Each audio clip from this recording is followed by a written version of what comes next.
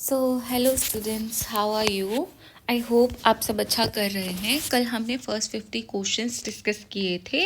आज हम rest 50 questions करेंगे, जिससे आपका एक क्वेश्चन पेपर कंप्लीट हो जाएगा। सो द नेक्स्ट क्वेश्चन, अब थोड़ी क्वेश्चंस केमिस्ट्री से हैं। कल मोस्टली क्वेश्चन फिजिक्स से थे, तो आज केमिस्ट्री और बायो दोनों होगा। Which of the following general properties for ionic compound is true? This is come from your periodic table, and periodic table में ionic compounds usually metals बनाते हैं।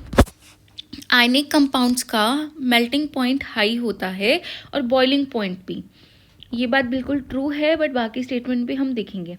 ionic compound conduct electricity in solid state नहीं। ionic compound are very flexible and never break easily when pressure is applied। देखो, कोई भी चीज़ never, always, only, ये वाली statement कभी सही नहीं होती। तो सी तो बिल्कुल इन्होंने बोल दिया कि कभी हो ही नहीं सकता, पर ऐसा ट्रू नहीं है। ionic compound are easily soluble in solvent like kerosene and petrol। this is not true for each and everything। जैसे हमें पता है मरकरी को हम ग्लास में स्टोर करके रखते हैं, केरोसिन में हम सोडियम को स्टोर करके रखते हैं, और पोटाशियम को हम वाटर में स्टोर करके रखते हैं, क्योंकि वो एयर के साथ बहुत जल्दी रिएक्ट कर जाते हैं। तो यहाँ पे जो ए स्टेटमेंट है वो आपका सही होगा। अब आयनिक कंपाउंड का मेल्टिंग बॉइलिंग पॉइंट क्यों हाई होता है? क्योंकि कंसिडरेबल अमाउंट ऑफ एनर्जी हमें लगानी पड़ती है उनकी इंटर आयनिक इंटरेक्शन को तोड़ने के लिए। आयनिक कंपाउंड जो हैं वो क्रिस्टल के फॉर्म में प्रेजेंट होते हैं और ब्रिटल इन नेचर होते हैं, और वो इजीली सॉल्युबल होते हैं वाटर में, और वो इलेक्ट्रिसिटी कंडक्ट करते हैं सॉल्यूशन में और मोल्टन स्टेट में। विच of the following is not an example of exothermic reaction? देखो, दो प्रकार के रिएक्शन होते हैं। एक होता है एक्सो, जिसमें हीट निकलती है रिएक्शन होने के बाद। एक होता है एंडोथर्मिक, जिसमें हीट एब्जॉर्ब होती है और बॉन्ड की फॉर्मेशन होती है। अब यहाँ पे burning of natural gas, decomposition of vegetable matter into compost और रेस्पिरेशन, ये तीनों ही एक्सोथर्मिक रिएक्शंस हैं। जबकि अमोनियम क्लोराइड जब वाटर में डिजॉल्व होगा तब हीट एब्जॉर्ब होगी। ठीक है, तो ये एंडोथर्मिक रिएक्शन है। एक्सोथर्मिक रिएक्शन वो केमिकल रिएक्शन है जो एनर्जी को रिलीज करता है। अब विच of the following is example of conventional non renewable energy sources? ये क्वेश्चन आपका डायरेक्टली क्लास टेंथ एनसीईआरटी में लास्ट चैप्टर जो है नेचुरल रिसोर्सेज, वो उससे आया है। तो अगर हम रिन्यूएबल एनर्जी की कैटेगरी देखें और नॉन कन्वेंशनल एनर्जी के सोर्सेज देखें, जैसे sun, water, agriculture, firewood, animal dung, ये सब किस में आएंगे? रिन्यूएबल एनर्जी के अंदर। अब उन्होंने पूछा नॉन रिन्यूएबल एनर्जी में कौन सा आएगा, तो यहाँ पे आपका आंसर होगा सी, क्योंकि नेचुरल गैस हम खुद से प्रोड्यूस करते हैं। ओके, सो आप पढ़ लेना डिटेल में।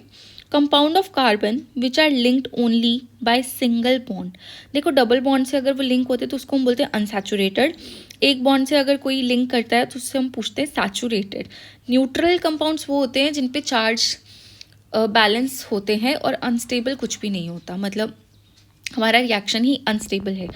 अब यहाँ पे पूछा है कौन सी बात यहाँ पे फॉल्स है। तो यहाँ पे जो फॉल्स है कि जो एसिडिक नेचर है सब्सटेंस की, वो formation of OH negative ion की वजह से होता है, जबकि बेस OH नेगेटिव देते हैं but acidic solution H positive release करते हैं। बाकी तीनों स्टेटमेंट सही हैं, सिर्फ डी स्टेटमेंट आपकी यहाँ पे गलत है। ओके, देन वी हैव, अगर हम एसिड को मेटल से रिएक्ट करेंगे तो सॉल्ट के साथ क्या निकलेगा? देखो, ओजोन गैस का तो कोई सिर पैर ही नहीं है। अगर हम एसिड कर रहे हैं तो हमें इतना पता होना चाहिए कि जो मेटल है वो बनाते हैं एसिटिक ऑक्साइड, और जो नॉन मेटल है वो बनाते हैं बेसिक ऑक्साइड्स। तो जो एसिड है अगर वो रिएक्ट करेगा तो वो क्या बनाएगा? हाइड्रोजन बनाएगा। तो यहाँ पे आंसर होगा hydrogen gas. Which of the following is also known as Crookes gas? देखो, ये थोड़ा फैक्चुअल क्वेश्चन है। जो क्रूक्स ग्लास है, सॉरी क्रूक्स ग्लास, उसको हम फ्लिंट भी बोलते हैं और ऑप्टिकल ग्लास भी बोलते हैं। क्रूक ग्लास में सीरियम ऑक्साइड होता है जो एब्जॉर्ब करता है यूवी रेज को सनलाइट से। तो किस चीज़ में यूटिलाइज होता है? लेंस बनाने के लिए आई ग्लास में। गॉइटर किससे होता है? गॉइटर जो है हमारा आयोडीन की डेफिशिएंसी से होता है, थायराइड ग्लैंड की डिस्ट्रीब्यूशन ज़्यादा हो जाती है। Then we have the dash of element is explained as their tendency to attain a completely filled outer shell। तो इसका आंसर होगा आपका रिएक्टिविटी। प्रेशर, डेंसिटी, वेट तीनों का कोई लेना देना नहीं है। अब स्कर्वी, देखो ये तो तुम क्लास 8 से पढ़ते आ रहे हो, 6 से, तो यहाँ पे आंसर होगा विटामिन सी। विटामिन डी की डेफिशिएंसी से रिकेट्स होता है। विटामिन डी की डेफिशिएंसी से पलाग्रा होता है। पलाग्रा मैंने इसलिए बोला, होता है तो और भी चीज़ है, बट पलाग्रा हॉटस्पॉट है एग्जाम्स का। एंड विटामिन ए डेफिशिएंसी से नाइट ब्लाइंडनेस होती है। Then we have which of the following should not be included in volatile organic compound. Glycerol को हम वॉलेटाइल ऑर्गेनिक कंपाउंड में इंक्लूड नहीं करेंगे। ग्लिसरॉल को हम ग्लिसरीन और ग्लाइकाइल अल्कोहल भी बोलते हैं, एंड ये वो क्लास से बिलोंग करता है जिसको हम बोलते हैं शुगर अल्कोहल या polyols. Compound with limited solubility in water, जो कंपाउंड का वाटर में सॉल्युबिलिटी कम होता है, उनका वेपर प्रेशर ज़्यादा होता है, उनको हम बोलते हैं वॉलेटाइल ऑर्गेनिक कंपाउंड। इसके एग्जाम्पल्स दिए हैं, you should learn that. The ability of eye lens to adjust it focal length, इसको हम बोलते हैं अकोमोडेशन। ओके, पावर नहीं, रिफ्लेक्शन नहीं, रिफ्रैक्शन नहीं। देन अब हम बायो की तरफ मूव करते हैं।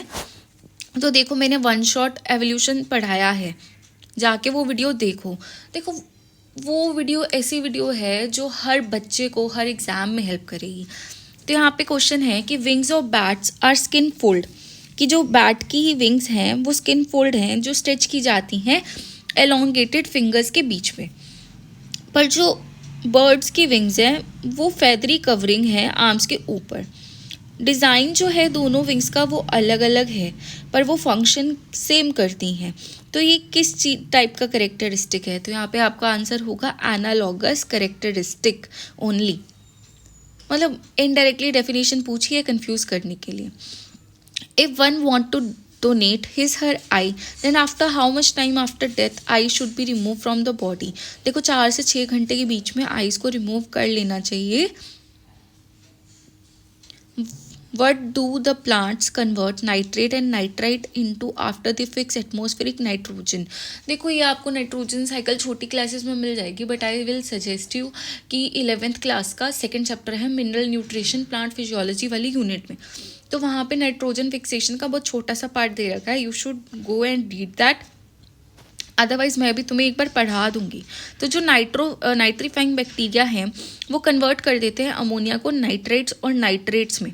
अमोनिया नाइट्राइट्स और नाइट्रेट जो है वो फिक्स नाइट्रोजन है और वो प्लांट्स के द्वारा एब्जॉर्ब की जाती है। पर जो डीनाइट्रीफाइंग बैक्टीरिया है वो कन्वर्ट करते हैं नाइट्रेट्स को नाइट्रोजन गैस में। प्लांट जो है वो अमोनिया और नाइट्रेट को एब्जॉर्ब करते हैं एसिमुलेशन प्रोसेस के दौरान, और फिर इसको कन्वर्ट करते हैं नाइट्रोजन कंटेनिंग ऑर्गेनिक मॉलिक्यूल में, जिसको हम बोलते हैं amino acid and DNA. Ganga action plan was initiated to reduce, यहाँ का आंसर होगा आपका pollution load. Then we have which of the following is the fodder crop. Fodder को हम प्रोवेंडर भी बोलते हैं, और ये एक एग्रीकल्चर फूड स्टफ है जो स्पेसिफिकली हम लाइफ स्टॉक को फीड करने के लिए यूज़ करते हैं। इसमें आपका आंसर होगा oats. The upward and downward growth of shoot and fruit respectively in response to pull of earth और ग्रेविटी, इसको हम बोलेंगे जियोट्रोपिज्म। क्या बोलेंगे? Geotropism. What is the temperature at which water vapor begin to change into water droplet? तो इसका answer होगा आपका due point. Which of the following organism reproduce asexually by spore formation? तो आपका यहाँ पे आंसर होगा कि 1 और 2 दोनों फंगाई हैं, फंगाई की क्लास से बिलोंग करते हैं और स्पोर की फॉर्मेशन के थ्रू रिप्रोड्यूस करते हैं। अब है वाई प्रेसबायोपिया अकर। प्रेसबायोपिया इसलिए होता है क्योंकि सिलियरी मसल्स की ग्रेजुअली वीकनिंग होना स्टार्ट हो जाती है और आई लेंस की फ्लेक्सिबिलिटी रिड्यूस होना स्टार्ट हो जाती है। जो रूट्स हैं प्लांट के, उनका इम्पॉर्टेंट रोल है किस चीज़ को प्रिवेंट करने में? इसका आंसर होगा soil erosion. Root soil erosion में हेल्प करती हैं। ह्यूमिडिटी, पेस्ट, अर्थक्वेक का यहाँ कोई लेना देना नहीं है। Which of the following statement is incorrect? यहाँ पे ये है कि जो हमस है वो सॉइल को मोर पोरस बनाती है, लेस पोरस नहीं बनाती, और ये मैंने बहुत अच्छे से तुम्हें HTET PGT बायो में डिस्कस किया है फर्स्ट वीडियो में। मैं आज उसका लिंक डाल देती हूँ पोस्ट पे। वहाँ मैंने तुम्हें ना बहुत अच्छे से पढ़ाया है, हमीफिकेशन, डिकम्पोजिशन और टाइप्स ऑफ हमस भी पढ़ाई है, मल मोर मोर्डर, तो वो वहाँ से पढ़ लो एक बार। Mark the correct statement regarding sex chromosome. Women have a perfect pair of 6 chromosome both called X, ये करेक्ट है। Men have mismatch pair in which one is normal size X while other is long one called Y. उल्टा लिखा हुआ है, Y जो है वो छोटा होता है प्लस ये मिसमैच पेयर नहीं होता,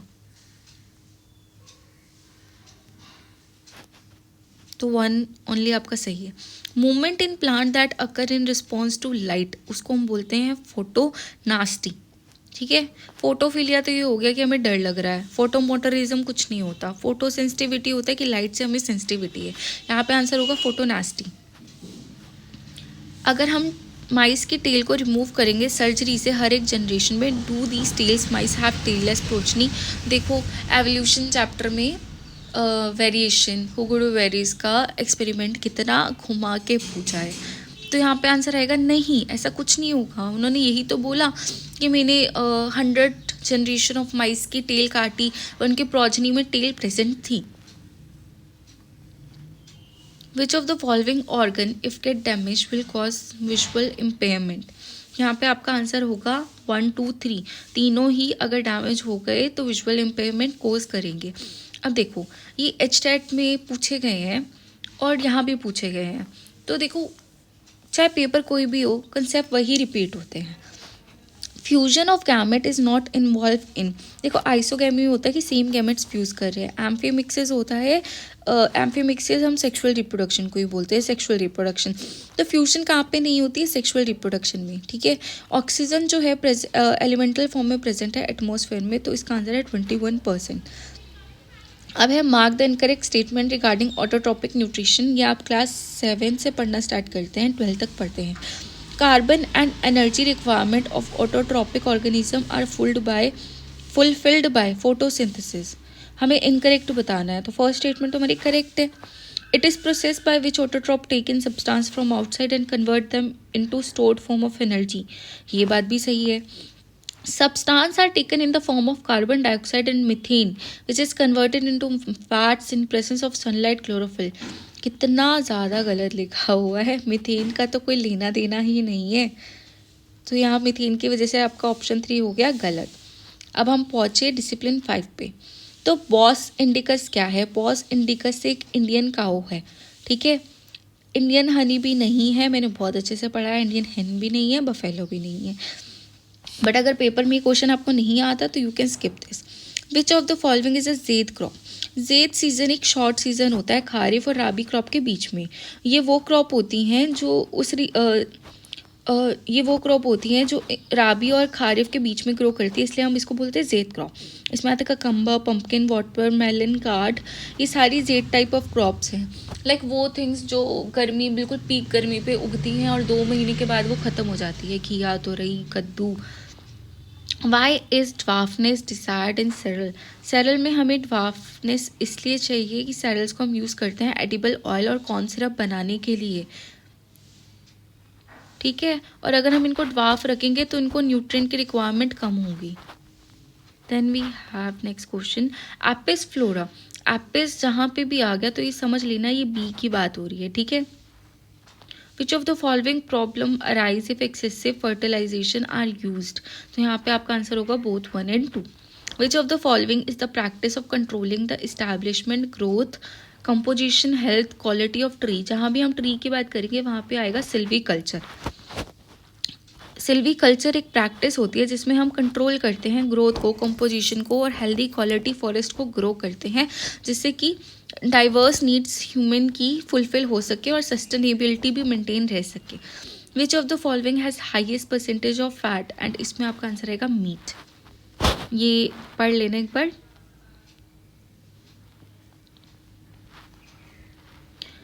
सीरोसन एंड एग्रोसन आर यूज्ड फॉर. इसको हम सीड्स के ट्रीटमेंट में यूज़ करते हैं ताकि उन पे कोई भी पेस्ट आके उनको ख़राब ना कर सके.